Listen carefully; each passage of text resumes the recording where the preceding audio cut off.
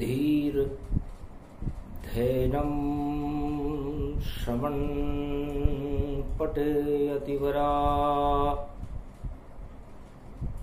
महावाक्य जनार्दन सच्चिदानंद त्वं शरणं ब्रजेश यादवेन्द्रं दयादाता पुंडरीक्षा क्षीरसागर शयनं कमलनयनं नमस्तुते नमामि श्रीहरि। धैर्य से जिसको धारण किया जाता है, कर्णपटुओं से जिनका पान किया जाता है, ऐसे सच्चिदानंद भगवान श्री यादवेंद्र सरकार को मैं नित्य ही चिंतन करता हूँ, नमन करता हूँ। जिनको नमन करने से मंगलादि मंगल तो हो ही जाते हैं, साथ ही में बहुत बड़ा बल मिलता है मनुष्यों। ओम हनुमंताय नमः। अतुलित बलधाम अंजनी सुताय बजरंग बाला केशरी नंदन शंकर सुवनम सर्व शक्तिदायक। चारों युग है प्रताप तुम्हारा, और जानत है कोई जानत हारा। धन्य धन्य बजरंग बली अतुलित बल के दाम। चारों युगों में राम जपना, और देखो आपका काम। श्रवण भक्त हनुमान है, और महाशक्ति बलदाय। अतुलित बल बन गए बजरंग बली, और चारों युग में पूजा। मंगलवार का दिन था, कलयुग की बेला थी। कलयुग को काटने का काम हनुमान जी की गदा करती है।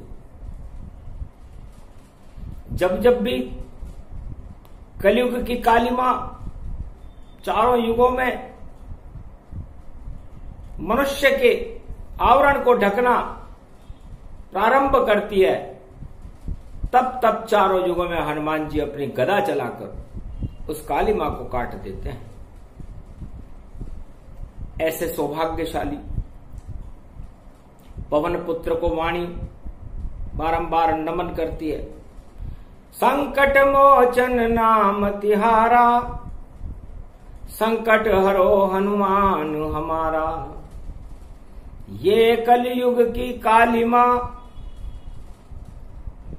और इसे हटाओ आप, और गदा चलाओ बजरंग बली, और मेटो जगत के श्राप। सियावर रामचंद्र शंकर हरिओ। ओम होम मरकट बदन पर्यातु मात्रा, कपियंत अंजनी सुता।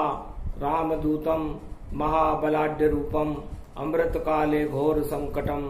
महापवन पुत्र पवन वेगम, प्रगट्यम हवियम। हे हनुमान जी महाराज, जब घोर विपत्ति हो, संकट का समय हो, दुख और दरिद्र की परछाइयां संसार में फैल चुकी हों, महामारियों का दौर चल रहा हो, मानवता शक्तिहीन हो गई हो, दानवता और अधर्म का बोलबाला हो, ऐसे समय में यदि संकट को हटाने संकट मोचन हनुमान जी ना आए तो फिर कौन आए। तो प्रथम वंदना वाणी कीनी, और स्तुति हनुमान कर दीनी। बजरंग बली मेरी नाव चली, मेरी नाव चली। ये भगवान का भारत भवन बने, और महामारी के बादल छाए घने। अधर्म का देखो बोलबाला, कलयुग में चारों तरफ काला ही काला। इस काल की कालिमा हटाओ तुम, बजरंग भारत में आओ तुम, बजरंग बली बजरंग बली। मेरी नाव चली मेरी नाव चली, संकट में जब भारत आवे तो संकट आप हटा देना। गर राम की जरूरत हो भारत में तो राम आप प्रगटा देना। बजरंग बली, मेरी नाव चली मेरी नाव चली। ये पंचक में भी आवाहन और वाणी हनुमान का करती है।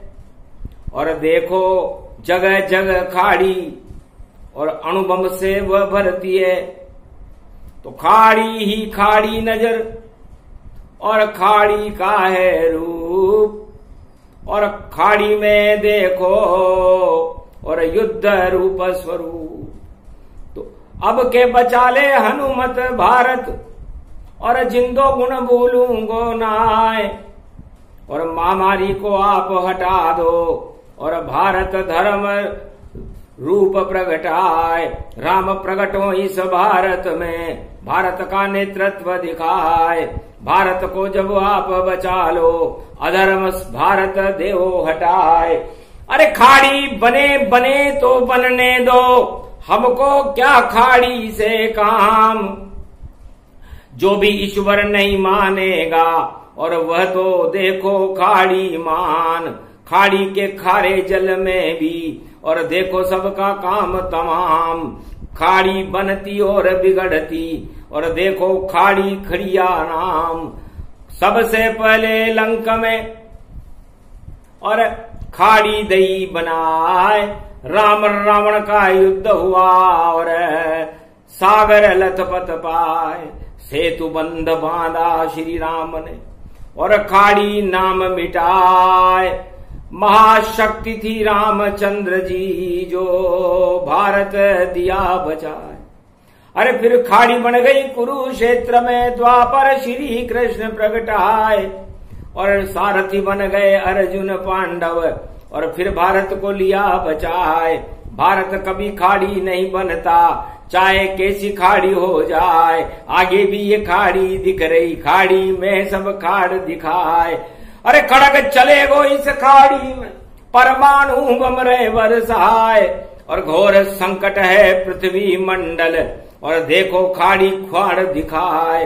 तो खाड़ी खाड्डे जानिए और बंजर भूमि जान। और इस खाड़ी को भरने फिर से कलयुग में आए हैं हनुमान। हनुमान जी महाराज ने कहा कि मैं खड्डे खोचरे को भर देता हूं। भक्ति का बुलडोजर है मेरे पास, और जब जब भी मैंने चलाया है तो समतल कर दी भारत की भूमि। या खाड़ी नहीं हो पाया है, या तो अन्न उत्पादन हो और हीरे पन्ने प्रगटाए। सोने की नगरी है भारत, राम का भवन का, ये तो राम जी का भवन है।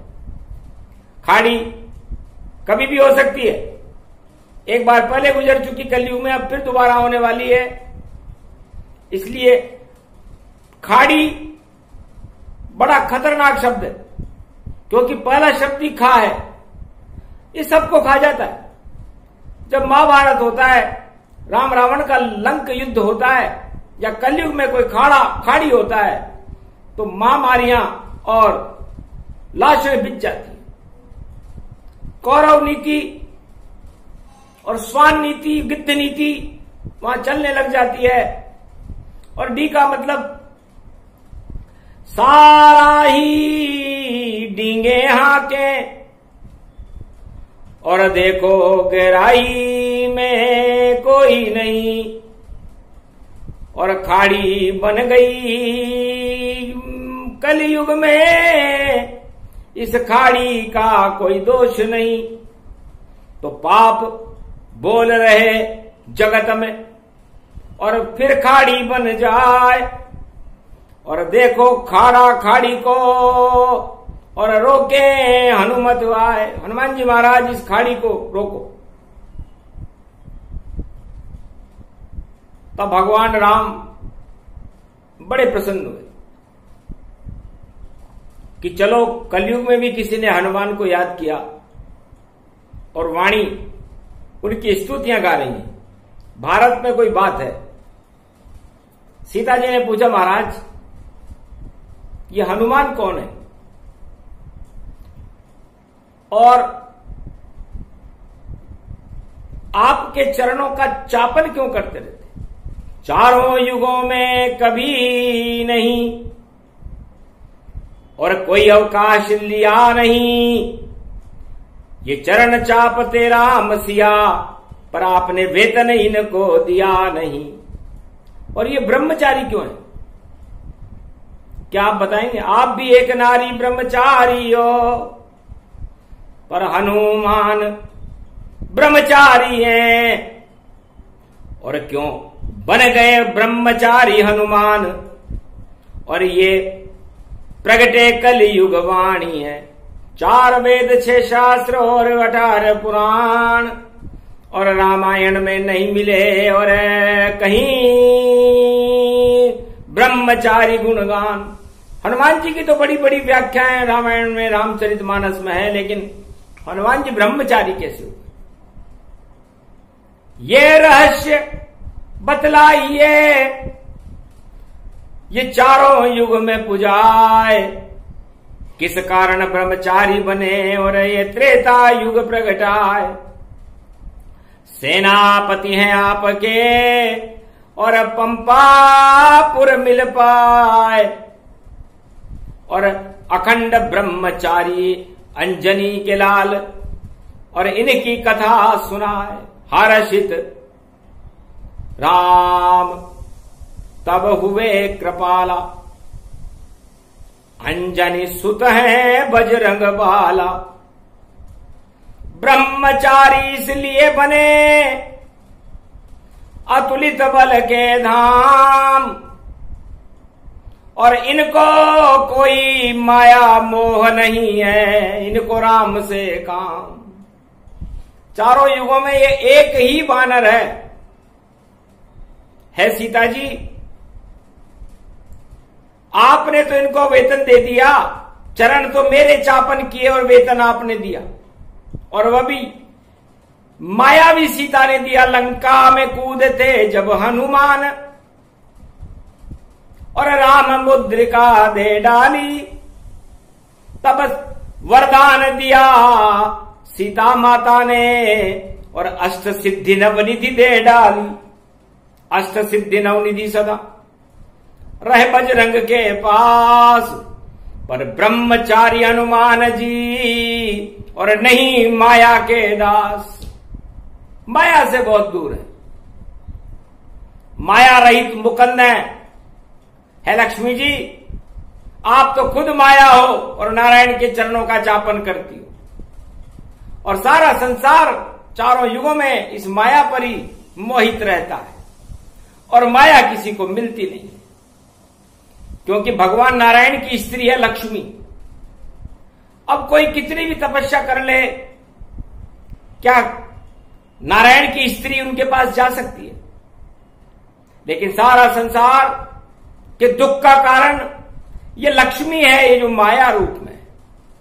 हर मनुष्य 7.25 अरब मनुष्य कलयुग में भी दुख इसलिए पा रहे हैं कि वो माया के प्रति आच्छादित है, कि कैसे भी मिले हमको ही मिले, पर माया तो मिलनी चाहिए।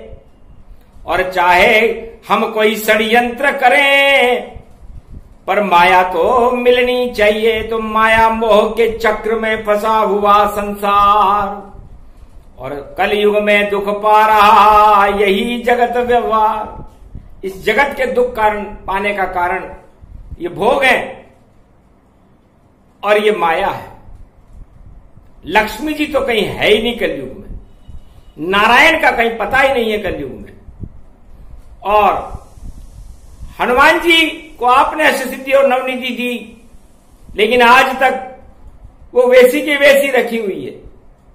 देखा तक नहीं हनुमान ने उसको, कंधे पे उठाकर घूम रहे,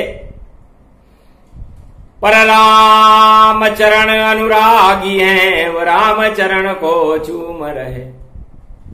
तो ब्रह्मचारी कैसे बने पवन पुत्र हनुमान, सुनो सुमुखी मिथिलेश किशोरी और जनक जानकी जान।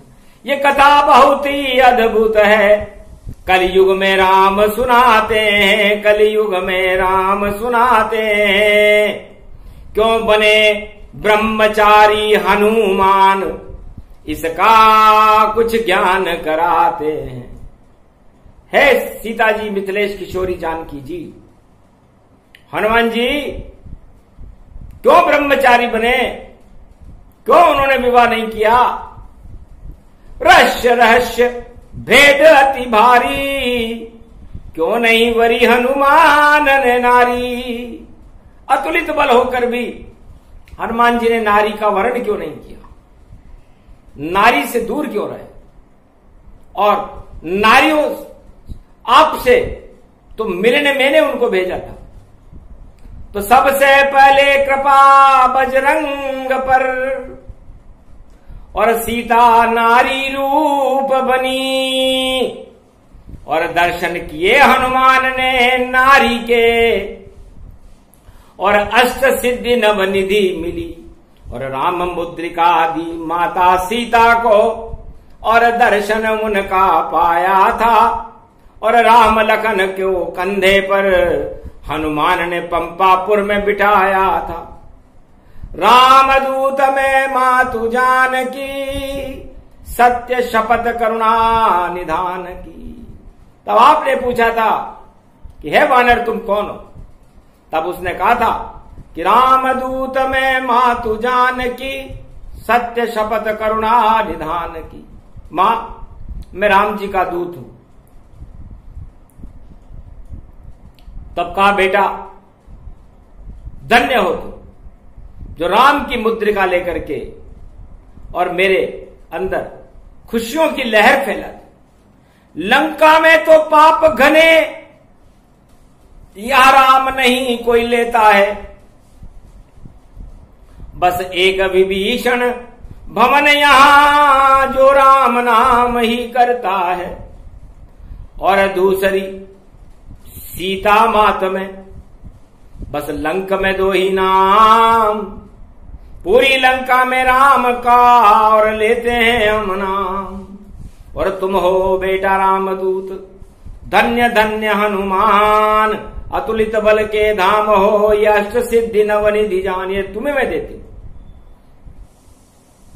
तब अब तो सुमुखी सीता जी, आपको पता लग गया होगा कि सबसे पहले ब्रह्मचारी हनुमान जी का मिलन किसी नारी से हुआ तो लंका में अशोक वाटिका में मां लक्ष्मी जगत जानकी मिथिलेश किशोरी सीता जी से हुआ था, जो अष्ट सिद्धि और नवनिधि की देने वाली महाशक्ति है। सबसे पहले मिलन सीता जी से होए, धन्य धन्य हनुमान तुम जो ब्रह्मचारी होए। तब कहा राम ने हंस करके, और हनुमान क्यों ब्रह्मचारी बने, ये शिव का रूप है सीता जी, और ये राम के काम के दास बने। तो है सीता जी, ये हनुमान एकादशवां रुद्र है महादेव का, और महादेव मेरे इष्ट देव हैं, और महादेव ने रावण को वरदान दे रखे थे कि 100 कोटि कल्प तक लंका का राज करो, और ये सोने की लंका भी महादेव ने दी थी। लेकिन उल्टा हो गया वहां, रावण राम से जा टकराया है, और उसकी दृष्टि में सीता जी देखो छाया ये माया है। उसकी दृष्टि में, उसकी रोम रोम में माया छाई हुई है, और इस माया को वो लूट कर लंका में ले गया। और राम और रावण की टकराट हो गई। तो मैं तो पहले से ही जानता था और मन की बात में जान गया, इस कारण मैंने एकादश में रुद्र में और देखो हनुमान का रूप लिया। तो मैं रामदास में बन गया और सेनापति हनुमान। क्या करता मुझे राम की और विजय रूप गति, मुझे राम की विजय करानी थी, क्योंकि शिव रूप में तो मैं रावण को वरदान दे चुका था, इसलिए मैं शिव बन करके तो राम जी के पास जा नहीं सकता था, और राम जी मेरे इष्ट देव है। इसलिए वानर रूप बनाया, अंजनी सुत त्रेता कहलाया, शंकर सुवन केशरी वंदन, और सारा जग ही करे जगवंदन, इस कारण हनुमान बन और पंपापुर प्रगटाए। या तो राम जी जानते ये जाने हनुमत था, या तो हनुमान जी जानते थे या राम जी जानते थे कि ये हनुमान है कौन। ये हनुमान नहीं शिव रूप है ये,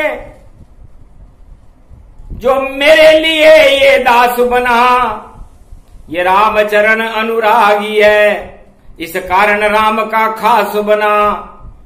तो ब्रह्मचारी इसलिए बना क्योंकि सेना तेज समान, इतने शक्तिशाली थे महावीर हनुमान। 49 करोड़ पवन जो पूरे त्रिलोक और ब्रह्मांडों में चलती है, उनकी शक्ति हनुमान जी के पास रहती है, और हनुमान जी शिव रूप है। तो पतिव्रत धर्म को नहीं बिगाड़ा, और हनुमान लिया रे अवतारा। शिव शक्ति तो एक है, अर्धनारीश्वर स्वरूप, कभी अलग नहीं होती है ये शिव शक्ति का रूप। शिव और शक्ति कभी अलग हो ही नहीं सकती। अर्धनारीश्वर स्वरूप है भगवान शंकर का, अर्धनारीश्वर स्वरूप है भगवान कृष्ण का, राधा कृष्ण से अलग हो ही नहीं सकती। और राम और सीता एक नारी एक ब्रह्मचारी है। तो हनुमान जी ब्रह्मचारी नहीं होते तो फिर क्या होता, गणपति नाथ और कार्तिक व्यापक हो जाता। वह तो वर्ण करते हैं उमा पार्वती का, और किसी नारी को देखा नहीं जाता।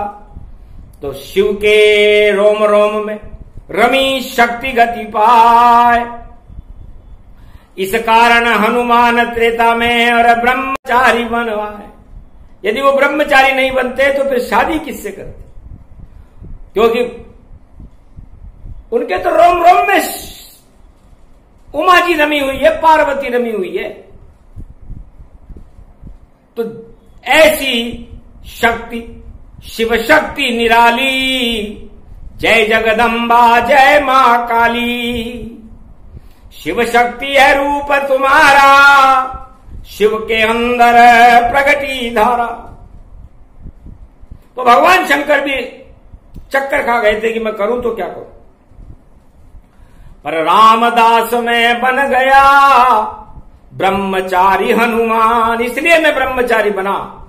भगवान राम कहते हैं कि वो मेरी लीला समझ न कोई और देखो पावे जान, और लीलाधारी भोलेनाथ पंपापुर में बन गए हनुमान। हनुमान इसलिए बने वो, और ब्रह्मचारी इसलिए बने क्योंकि मेरा ही एकादशवां रुद्र है, और मैं शिव शक्ति के अलावा, पार्वती रुमा के अलावा किसी से ब्याह करता, चाहे कितने भी जन्म मुझे लेने पड़े, मेरी अर्धांगिनी उमा ही रहेगी, शिव पार्वती रहेगी, सती रहेगी, और कोई बन सके नहीं।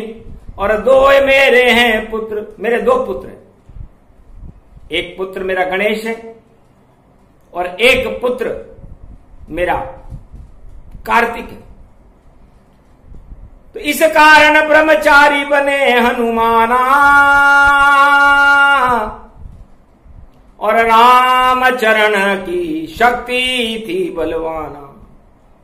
शिव रूप में तो मैं 1 अरब वर्ष की 1.25 लाख वर्ष की समाधि लगाता हूं और राम का ध्यान करता हूं, तो ध्यान मुद्रा में शिव बनूं और शक्ति रूप सहाय, और राम ध्यान में 1.25 लाख की शिव जी समाधि लगाए, और राम चरण का दास बना, त्रेता में श्रवण में भक्त बना, और चरण चापन में करता रहूं, और श्रवण भक्त में खास बना। तो राम और सीता जो चरित्रावली भगवान राम के मुखारविंद से सीता जी सुनती थी, उनके चरण चापन का सौभाग्य मैंने प्राप्त किया और श्रवण भक्ति प्राप्त की, क्योंकि सबसे बड़ी भक्ति चारों युगों में श्रवण भक्ति होती है। ईश्वर के चरित्रों को कानों से सुनना, ईश्वर की सेवा करना, रोम रोम में ईश्वर को अपने अंदर आत्मसात करना, ऐसे मनुष्यों से हनुमान जी भी द्रवित होकर के उनको दर्शन देते हैं।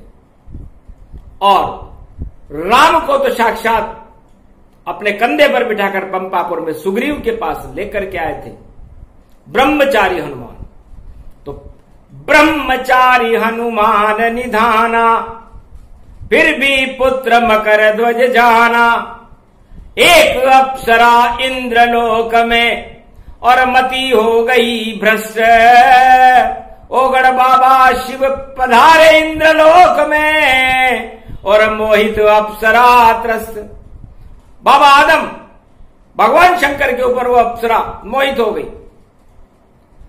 मोहित होते ही शिव ने और दिया उसे वहां श्राप, ये तो देवलोक है और तुम्हारी दृष्टि में कैसे आया पाप। ये देवलोक है और है सुंदरी, तुम यहां की अप्सरा हो, तुम्हारे मन में ऐसा पाप कैसे आया।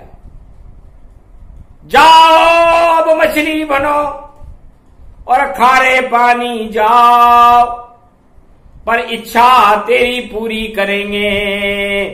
और जब मैं पवन पुत्र हो जाऊं, जब मैं हनुमान बनूंगा, तब तेरी ऐसी इच्छा को पूरी करेंगे, और वह भी दृष्टि से होगी। तो लंक जला हनुमान तब और आए राम के पास, पूंछ बुझाई लंका के सागर में, उसे मछली निगल गई जाए। वो मछली वहां पर समझ गई कि ये वही हनुमान है जो भगवान शंकर का रूप है, और उस पसीने की बूंद को पी गई। और इस तरह ब्रह्मचारी हनुमान जी के मकर ध्वज नाम का लड़का पैदा हुआ, जो पाताल लोक का राजा बना आई रावण के बाद। सारी लीला कर दी और कथा को देत सुनाए, इस कारण हनुमान जी और ब्रह्मचारी गति पाए। इसलिए वो ब्रह्मचर्य व्रत का पालन करते हैं, क्योंकि वहां पर नारी सीता माता उनके भी चरण चापते हैं, पर देखो शक्ति अतुलित बल की और श्रवण भक्ति वह जागते हैं। श्रवण भक्त, इसलिए हनुमान जी महाराज श्रवण भक्त हैं। जब वो हनुमान होते हैं और जब वो शिव होते हैं, उस समय वो ध्यान मुद्रा में 1.25 लाख अरब की समाधि लगाते हैं। और ये हनुमान जी चारों युगों में प्रथम पूज्य हैं। अब पूछा प्रश्न सीता माता, क्या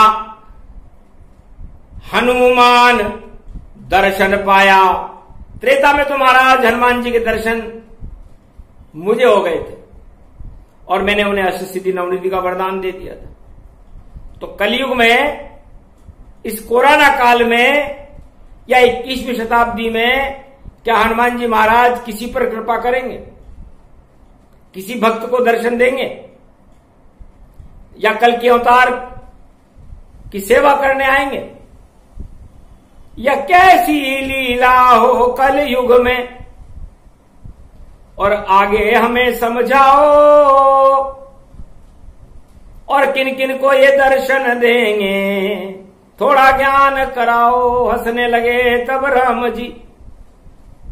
और ये त्रेता का प्रसंग और द्वापर भी अब निकल गया, अब कलयुग हुआ प्रारंभ। तो हनुमान निश्चित सदी की समी आए और कल की अवतार के साथ में अपनी शक्ति दिखाए। जो जो कल की कहेंगे उसे पूरा करेंगे हनुमान, और जो भी राम के भक्त हों उनको दर्शन देंगे हम। सिया राम में सब जग जानी, करहूं प्रणाम जोरी जुग पानी। वैसे तो भारत के कण कण में, कंकर कंकर में शंकर हैं, रज रज में राम जी हैं, लेकिन ये तो उनका निर्गुण रूप है। और सगुण रूप में जब कल की भगवान 21वीं शताब्दी में भारत में आएंगे तो वहां भी वो ब्रह्मचारी ही होंगे, क्योंकि भगवान शंकर उमा से कभी अलग होते नहीं है, न होंगे। ये आदिदेव महादेव हैं। इनका ब्याह बैकुंठ में ही इनका जन्म हुआ है और बैकुंठ में इनका विवाह हो गया, और इन्होंने आदि सनातन देव हैं। ये किसी मां के गर्भ से नहीं जन्मे और न किसी युग में जन्मते। अंजनी शंकर सुवन केसरी नंदन, अंजनी की इच्छा से, पवन के प्रसंग से शंकर सुवन केसरी नंदन बने थे त्रेता। वहां भी मां के गर्भ से नहीं, दृष्टिपुत्र है। और मकर ध्वज भी इनका दृष्टिपुत्र है, क्योंकि मछली उस पसीने को निकल के गई थी। और कलयुग में भी ये दृष्टिपुत्र ही रहेंगे, क्योंकि महादेव आदिदेव हैं। इनका जन्म और इनका विवाह बैकुंठ से, रचना से पहले ही हो चुका था, तभी तो महादेव हैं। और वो महादेव नारायण की रक्षा करने के लिए और नारायण को शक्ति प्रदान करने के लिए और उनकी सेवा करने के लिए त्रेता युग में हनुमान बनकर आए थे। द्वापर में आए नहीं, क्योंकि भगवान कृष्ण ने मना कर दिया था कि मैं 16,108 नारियों के मध्य उनको प्रेम सिखाऊंगा और उनके साथ में वृंदावन में और देखो रास रचाऊंगा। तो आप वहां आना नहीं, वह तो प्रेम का योग। आप तब भक्ति करते रहना, फिर मिले कलयुग संजोग। इसलिए द्वापर युग में हनुमान जी नहीं आए, और कलयुग में हनुमान जी आएंगे तो वाणी को दर्शन देंगे और शिव रामायण को देखेंगे। और कल की भगवान की कृपा होए तो जो वाणी कह देगी उनसे मिल लेंगे, ज्यादा से वह मिले नहीं। और आगे भविष्य न बताए, क्योंकि सब कुछ भविष्य के गर्भ में इसे राम ही पूर्ण पाए। ये सब राम जी के हाथ में है। राम इशारा जिधर हो उधर जाए हनुमान, उन सबको दर्शन दे देंगे हनुमान और कल की भगवान। जिधर जिधर कल की भगवान और हनुमान जी इशारा करेंगे, कल की भगवान भी उनको दर्शन देंगे। पर ये ज्यादा आत्माओं को नहीं होगा, ज्यादा से ज्यादा 108, इससे ज्यादा न होए। और कलयुग में 21वीं सदी में और कल की भारत होए। कल की भगवान का भारत में प्राकट्य 21वीं शताब्दी में हर हाल में होकर रहेगा। हनुमान जी उनके सेनापति बनकर रहेंगे और 108 भारत के अदृश्य भक्तों को या दृश्य भक्तों को जो तड़प रहे हैं उनके लिए दर्शन देंगे। बाकी का भविष्य आप सब और करो भक्ति गति जान, कृपा होए हनुमान की तो मिले कल की भगवान। और बाकी जो बचे हैं सवारंभ में, उनको राम नाम की भक्ति प्रारंभ कर देनी चाहिए।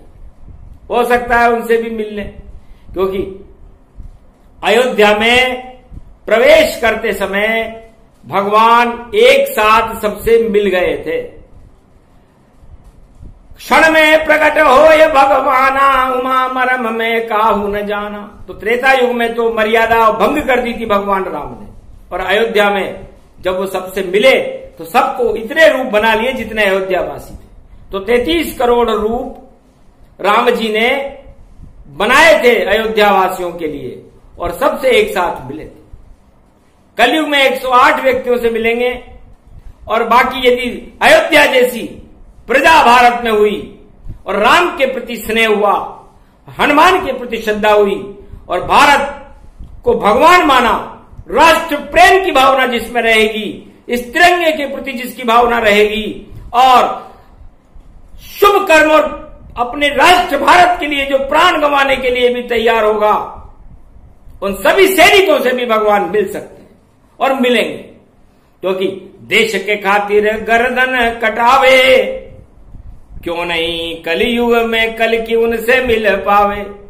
वह सारे सैनिक शहीद हैं, निश्चित मिले हनुमान, कल की भगवान भी मिलेंगे और ये दे दिया कलयुग ज्ञान।